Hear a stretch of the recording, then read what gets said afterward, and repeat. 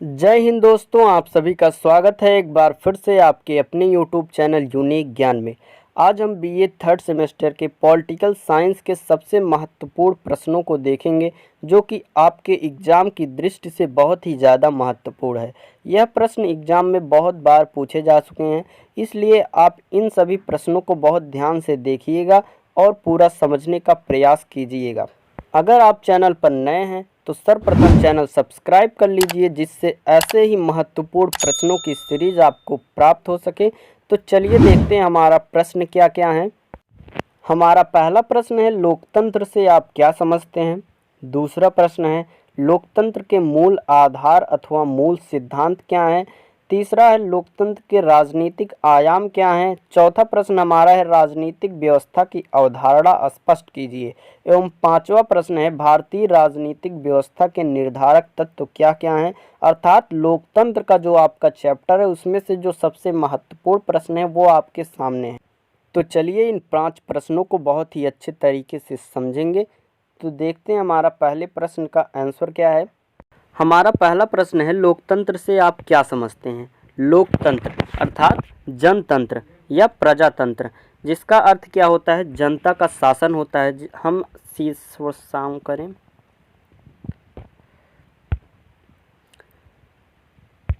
हमारा पहला प्रश्न है, लोकतंत्र से आप क्या समझते हैं। लोकतंत्र अर्थात जनतंत्र या प्रजातंत्र, जिसका अर्थ क्या होता है, जनता का शासन। हम साधारणतः देखें, लोकतंत्र, लोक का अर्थ होता है जनता तथा तंत्र का अर्थ होता है शासन। जहाँ पर जनता का शासन होता है वह लोकतंत्र कहलाता है। यह अंग्रेजी शब्द डेमोक्रेसी का हिंदी अनुवाद है। डेमोक्रेसी शब्द ग्रीक भाषा के 2 शब्दों से मिलकर बना हुआ है। कौन कौन से, डेमोस तथा क्रेटोस या क्रेसिया से बना हुआ है, जिसमें डेमोस का अर्थ होता है जनता या क्रेटोस या क्रेसिया का अर्थ होता है शक्ति।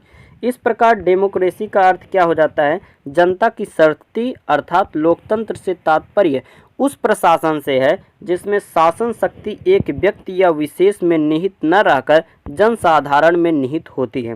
वर्तमान में लोकतंत्र को मात्र शासन तंत्र के रूप में नहीं देखा जाता है, वरन इसको विभिन्न रूपों, शासन व्यवस्था, समाज व्यवस्था, आर्थिक व्यवस्था, जीवन दर्शन आदि में देखा जाता है। जनतंत्रीय शासन व्यवस्था को और अधिक स्पष्ट करने के लिए हम आपको कुछ विद्वानों द्वारा दिए गए परिभाषाओं को बताते हैं कि जो अब्राहम लिंकन जी हैं वह कहते हैं कि जनता शासन का वह रूप है जिसमें शासन जनता का, जनता के लिए तथा जनता के द्वारा हो।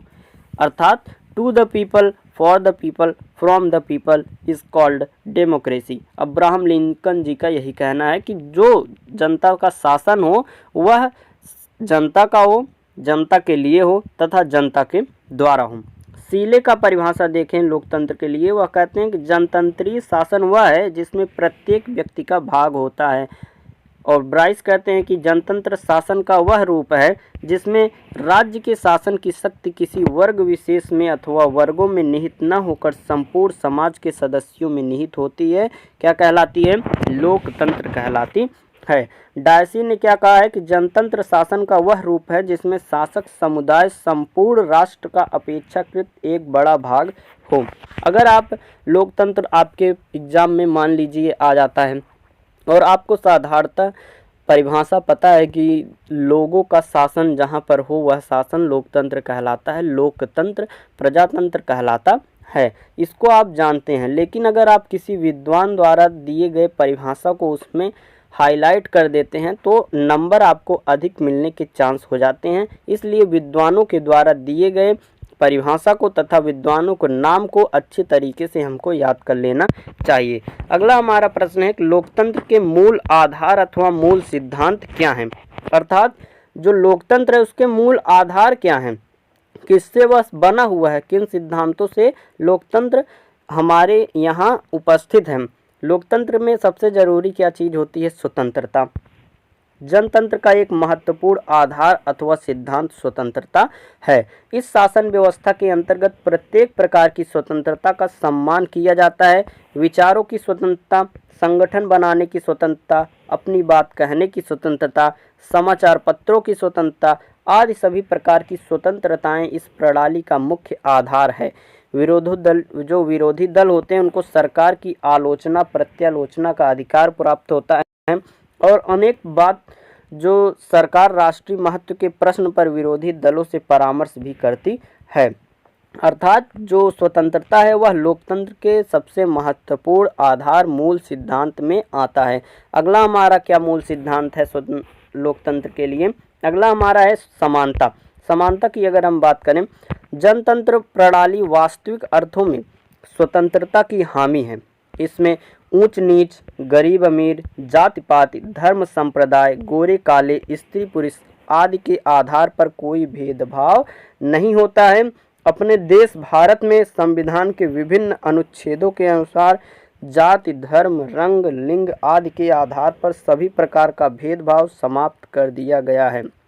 कानून के सामने सभी व्यक्तियों को समान माना जाता है और प्रत्येक व्यक्ति जो है वो वोट देने के लिए चुनाव लड़ने तक का अधिकार समान रूप से प्राप्त होता है। अगर हम बात करें तो हमारे संविधान में यह सीधे लिखा गया है, किसी को भी जाति, रंग या गोरे काले भेदभाव नहीं करना है और सभी को एक समान अधिकार है। सभी को वोट देने का अधिकार है, उसके लिए एज लिमिट भी बताई गई है और चुनाव लड़ने का भी अधिकार है। अगला हमारा मूल सिद्धांत क्या है? विश्व बंधुता। जनतंत्र विश्व बंधुता की भावना पर टिका हुआ है। दुनिया के विभिन्न राष्ट्रों द्वारा शांतिपूर्ण सह अस्तित्व के सिद्धांत को अपनाने पर ही लोकतंत्र प्रणाली सफल हो सकती है। संभवतः इसलिए सन 1954 में भारत के प्रथम प्रधानमंत्री पंडित जवाहरलाल नेहरू ने पंचशील का प्रस्ताव दुनिया के राष्ट्रों के सम्मुख रखा था। विश्व बंधुता बहुत ही आवश्यक होता है हमारे संविधान में हमारे लोकतंत्र को बनाए रखने के लिए, क्योंकि जो विश्व बंधुत्व होता है उससे ही जो सरकार होती है उसकी जो शक्ति होती है उसको सर्वोच्च माना जाता है। अगला हमारा क्या है मूल सिद्धांत? जनता राज्य सत्ता का मुख्य स्रोत। दो हमारे मूल सिद्धांत और हैं, कौन कौन से? जनता राज्य सत्ता का मुख्य स्रोत और सत्ता का विकेंद्रीकरण। अगर हम बात करें जनता राज्य सत्ता का मुख्य स्रोत के बारे में, तो जनता में राज्य सत्ता का मुख्य स्रोत कोई विशेष वर्ग नहीं अपितु सामान्य जनता है। किसी भी वर्ग को विशेष छूट या विशेषता नहीं दी गई है, सबको एक समान माना जाता है। शासन की बागडोर किसके हाथ में होगी यह जनता द्वारा ही तय किया जाएगा, जो कि लोकतंत्र का सबसे महत्वपूर्ण बात है। और बहुसंख्यक दल के द्वारा सरकार का गठन किया जाता है। इतना ही नहीं, जनता की सामान्य इच्छा को जानने के लिए कुछ वर्षों के बाद चुनाव होते हैं। भारत और इंग्लैंड में प्रत्येक 5 वर्ष के बाद और अमेरिका में 4 वर्ष के बाद आम चुनाव होता है, क्योंकि समय समय पर लोगों के विचार बदलते रहते हैं, लोगों के मत बदलते रहते हैं। इस साल समझ लीजिए आप कौन सी सरकार है आपकी? बीजेपी, लेकिन लोगों के मत अगले वर्ष बदल भी सकते हैं, इसीलिए 5 वर्ष में भारत में चुनाव किया जाता है। अगला हमारा क्या है? सत्ता का विकेंद्रीकरण।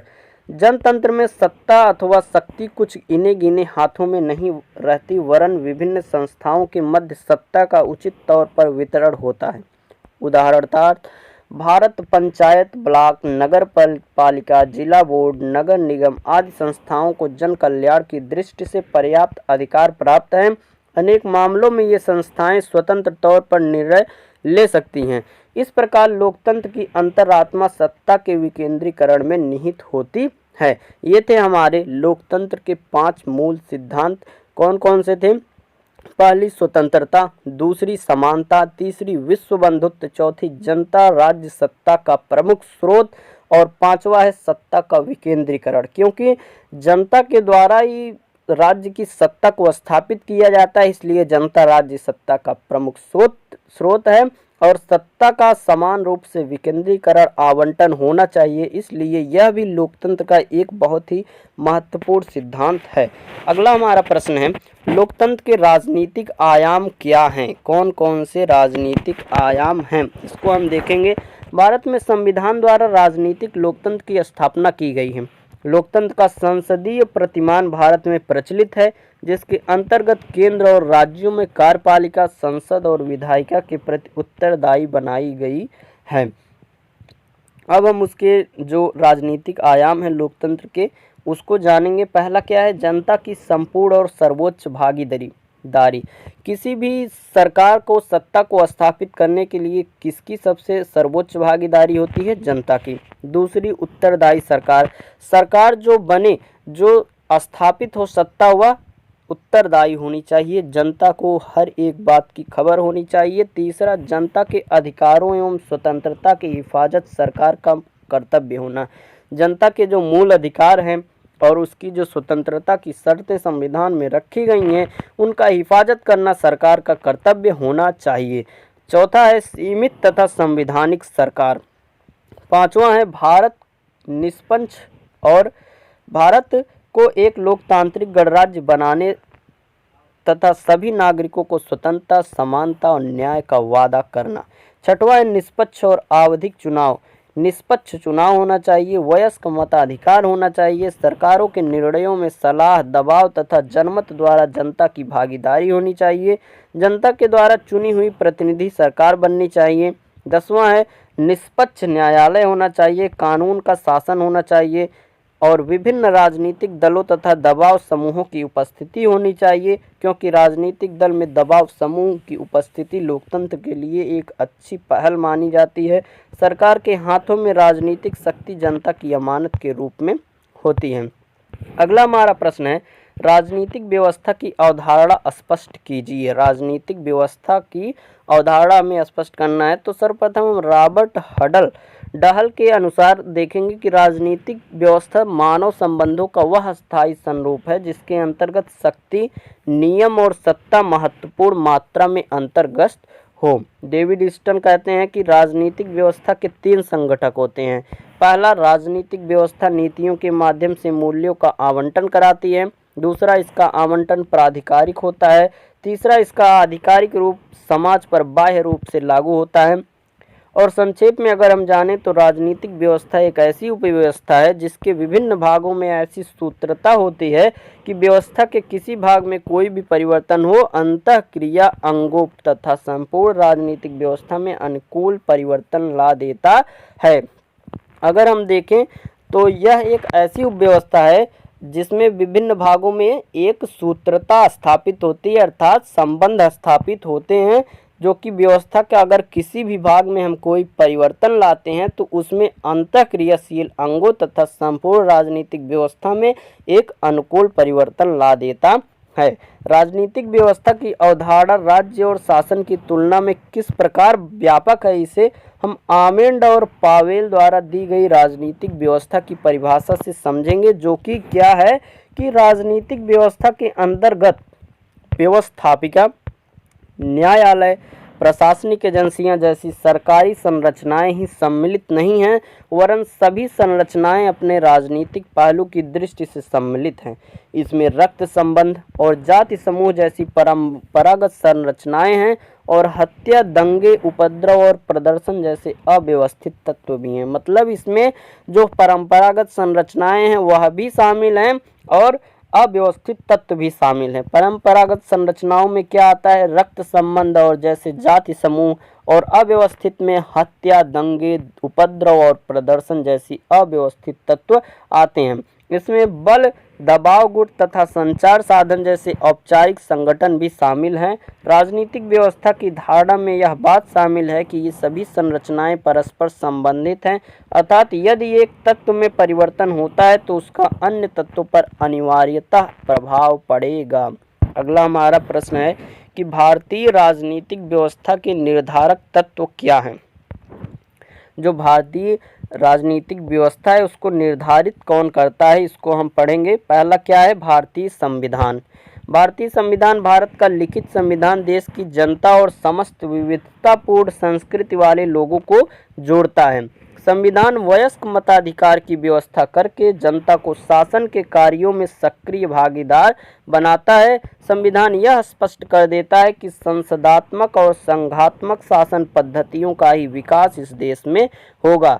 शासन के स्वरूप में महत्वपूर्ण परिवर्तन करने का अधिकार इस देश की जनता में निहित माना गया है। सरकार की शक्ति का स्रोत जनता ही रहेगी, यह सब भारतीय संविधान में साफ लिखा गया है। दूसरा क्या है, संविधान की उद्देशिका।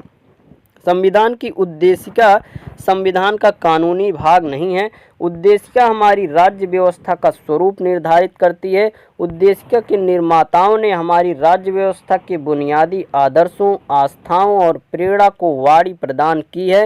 राज्य व्यवस्था शरीर है तो उद्देशिका उसकी आत्मा है। उद्देशिका अगर आधारशिला है तो राज्य व्यवस्था उस पर खड़ा महल है। संविधान की उद्देशिका राज्य व्यवस्था को समझाने की कुंजी है। ये थे हमारे आज के प्रश्न जो कि बहुत ही ज़्यादा इम्पॉर्टेंट हैं। इसको आप अच्छे से तैयार कर लें, इसमें से आपको एक न एक प्रश्न देखने को ज़रूर मिलेगा। और अगर वीडियो अच्छी लगी हो तो दोस्तों के पास भी शेयर करें जिससे वह वीडियो का लाभ उठा सकें, और चैनल को सब्सक्राइब करें जिससे आने वाली वीडियोस प्राप्त होती रहें, क्योंकि ऐसी ही अच्छे अच्छे प्रश्नों की सीरीज इस चैनल पर आती रहती है। धन्यवाद, मिलते हैं अगले वीडियो में।